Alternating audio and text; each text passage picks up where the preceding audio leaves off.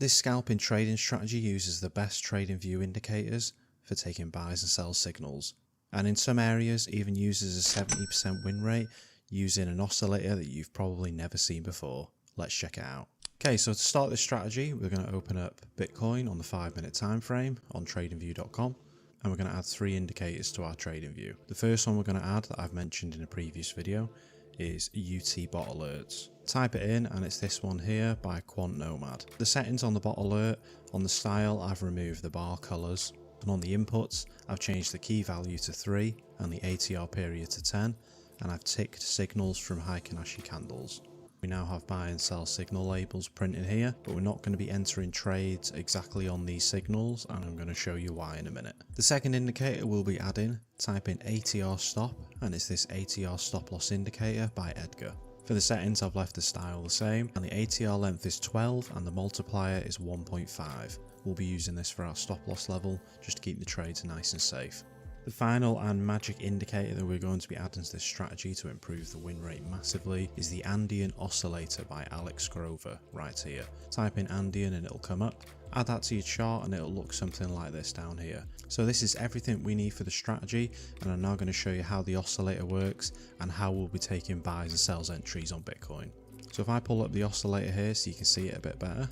Let me hide the orange line for a minute just to make this super simple for you. We want to only focus on the line that is at the top. Right here you can see the green line crosses below the red, and when the red line is above, it means that we're in a downtrend, and when the green line is above, like here, it means we're in an uptrend. That's all you need to focus on for the oscillator, and then for taking entries, if we add this orange line back into it, green line crosses below and the red above, so we are now in a downtrend because the red is above, and when this red crosses this orange signal line, which is right here, red is now above the both of the two of them, and that means we are now safe to take sells.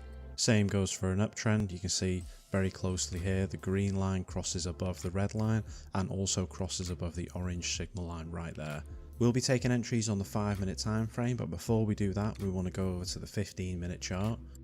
And this is where we'll be deciding whether we're taking buys or sells. Using the oscillator here, we can even hide the orange line just for this point. And all we're going to be drawing is rectangles. We'll be drawing them for sells when the red line is above the green. I've coloured it red. You can see down here the green line crosses above the red, so it's now in an uptrend. So a little box will be needed from here to here. Finally, the red line crosses above the green again. So from this point onwards, you can see the red line is above, so this is still a downtrend right here, so we'll only be looking for sells there. Once you've marked out this area, you then know whether it's safe to take buys or sells. From this point, you can then go back onto the 5-minute time frame, double click on the oscillator and add the signal back, and now you're ready to trade. This first red box that we drew, it has a buy signal which you can clearly see is not valid at all, as price rejects straight away. And then we have this first sell signal right here, so let's zoom in on this. When the sell signal paints, we aren't necessarily entering the trade as soon as this closes on this candle, waiting for our entry on when the red line of the oscillator crosses above the orange signal line. In this case, the oscillator crossed above on this second candle here, on this little white one. So we'd wait for the close of this white one and we'd technically be entering on this candle right here. We'd enter our short position on the start of this candle. We will then be putting our stop loss level at the ATR line that is above the signal candle, which is right here. Even though we're entering on this candle, we will not be putting the line at this ATR. We'll be putting it at the top of the sell candle, which is about there. We'll then target 2 times the risk. If we go a bit further over, there is another buy here, but this trade again is invalid because the background is red. This shows that we're still in a downtrend on a higher time frame. And then we get a sell signal paint here. Now if we check the oscillator and line it up, we can see that the red line has crossed above the green, so we're now in a downtrend. So we wait a couple candles after the sell. On the close of this yellow candle here, it now confirms the trade. So we would enter this sell on the close of this candle. Put the stop loss above the sell candle's ATR, which is about there, and then again target 2 times the risk. And then finally we had a buy paint here and then a sell paint here. Let's check this one out. The sell paints, and then a couple candles later the signal line goes below the sell line, which is on this candle here, so we can enter our trade. stop loss above the sell candle, and target 2 times the risk. The higher time frame trend changed to green here, but there was no buy signals.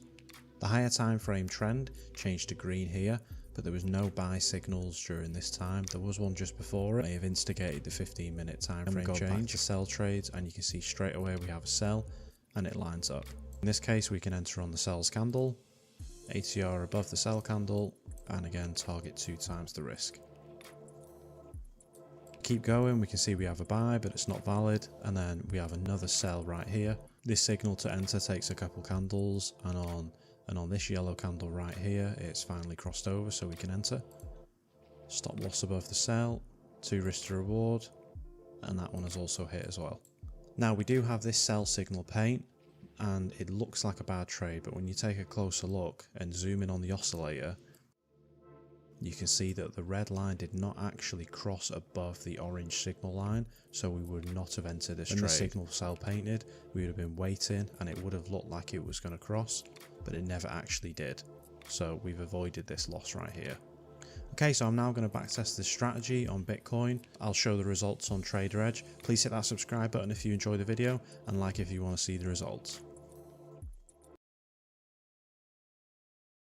Okay, so these are the results. We had a win percent over 100 trades with 66 wins and 34 losses. And on a 10,000 MyForex Funds account, we made a profit of $16,255. We had a profit factor of 3.88 and had 11 consecutive wins in a row and 6 losses in a row. This definitely would have been eligible to pass a MyForex Funds account. We're in no major drawdown on the account.